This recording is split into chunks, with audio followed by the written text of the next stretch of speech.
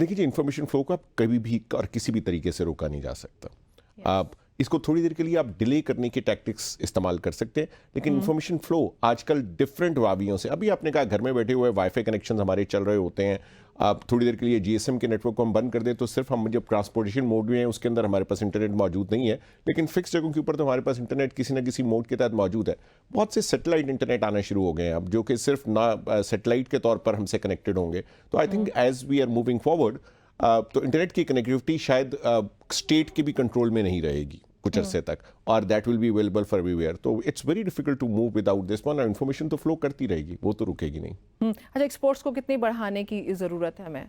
आप देखें, पाकिस्तान को अगर आप मुझसे बात करना शुरू करें और हम हर फोरम पे, और ये कोई इस प्रोग्राम में नहीं, हर फोरम में ये बात हो रही है कि अगर पाकिस्तान को ग्रो करना है तो उसको अपनी एक्सपोर्ट सर्विसेज बढ़ानी होंगी, अपनी इंपोर्ट्स कम करनी होंगी। अच्छा, ये दोनों एक अमर को एक साथ चलना पड़ेगा। और जब हम आईटी एक्सपोर्ट्स की बात करना शुरू करते हैं तो आप देखें हम यूनिवर्सिटी से कितना IT students right now graduate होकर बाहर आ रहा है, और हम एंटरप्रेन्योरशिप की बात करते हैं, हम ऐसे तमाम रिसोर्सेज की बात करते हैं। अच्छा, पाकिस्तान को एक यूनिक वैल्यू प्रोपोजिशन हासिल है। पाकिस्तान के पास बहुत अच्छा रिसोर्स एक लो कॉस्ट के ऊपर मौजूद है, और with this all IT and digital transformation we can do majority of the projects from Pakistan for the external countries, and इसके थ्रू ही हमारी एक्सपोर्ट की सर्विसेज और आईटी एक्सपोर्ट्स बनना शुरू होंगी। I think there are different angles over here. One is to get the right and skillful resource, दूसरा उनके लिए हम किस तरह इंटरनेशनल बिजनेस हासिल कर सकते हैं, और तीसरा किस तरह इस कनेक्टिविटी के थ्रू हम यहाँ बांटकर इंटरनेशनल प्रोजेक्ट्स ले सकते हैं। And then the third thing comes the payments, that how that dollar can come to Pakistan to help the country as well.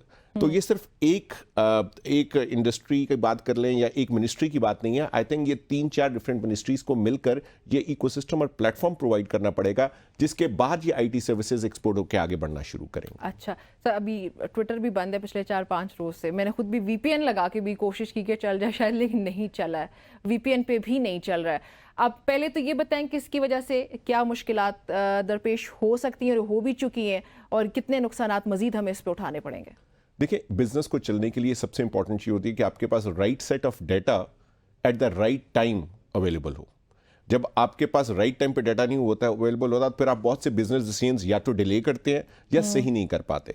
तो जब आप इंफॉर्मेशन के फ्लो को रोकेंगे, चाहे वो ट्विटर के थ्रू है या चाहे थ्रू इंटरनेट के थ्रू है, जब आप ऐसे भी तमाम सोर्सेज से उस डिस्ट्रीब्यूशन फ्लो को रोकेंगे, और जब हम आजकल की दुनिया के अंदर जो बिजनेस है वो सिर्फ बाउंड्रीज उसकी सिर्फ मुल्क तक महदूद नहीं रहेगी।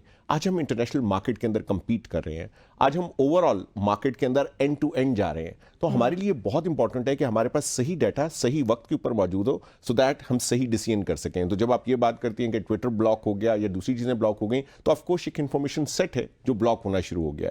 The earlier that we can information let the information flow, उतने ही बेहतर तौर पर बिजनेस के मुनासिब तरीके से we can get the flow of the business moving. और इस तरीके से इन्फॉर्मेशन को रोकने से पाकिस्तान का इंटरनेशनल इमेज नहीं बहुत ज़्यादा ख़राब हो चुका? आई थिंक मैं ये नहीं कहूँगी कि हो रहा है, हो चुका है आई गेस। देखें, ये हमारे यहाँ अच्छा, एक मैं ये भी आपसे बात कहूँ कि जो मेजॉरिटी ऑफ तरक्की पजीर मुल्क हैं उनके अंदर ये एक नॉर्मल अमल होता जा रहा है। तो ये एक मैं आपको बता दूं कि सिर्फ ये पाकिस्तान ही नहीं बल्कि बहुत सी अफ्रीकन कंट्रीज हैं जिसके अंदर भी जब हम ऐसा कोई इवेंट देखते हैं तो वहां पर लेकिन मे भी उधर कोई और भी रीजंस भी हो सकते हैं ना। पाकिस्तान में जैसे आपने खुद भी जिक्र किया कि वो पॉलिटिकली कोई ना कोई वजह सामने आ जाती है, तो पॉलिटिकली आई थिंक उसको पॉलिटिसाइज कर देना, यहाँ पे भी इंटरनेट और फिर इतने सारे मसाइल होना, स्टेट के डायरेक्टली हो या इनडायरेक्टली हो ना, तो वो फिर थोड़ा अजीब लगता है। I think we are moving from that point, और हमें उससे मूव करना पड़ेगा। उसकी वजह यह है कि दुनिया जिस तेजी से आगे चल रही है, और हम अपने हमसाया ममालिक में देखें किस तरह उधर आईटी एक्सपोर्ट्स बहुत ज्यादा तरीके से आगे बढ़ी हैं। तो उसके लिए हमें बेस प्रोवाइड करनी पड़ेगी। अब जैसे कि मैंने कहा, बेस में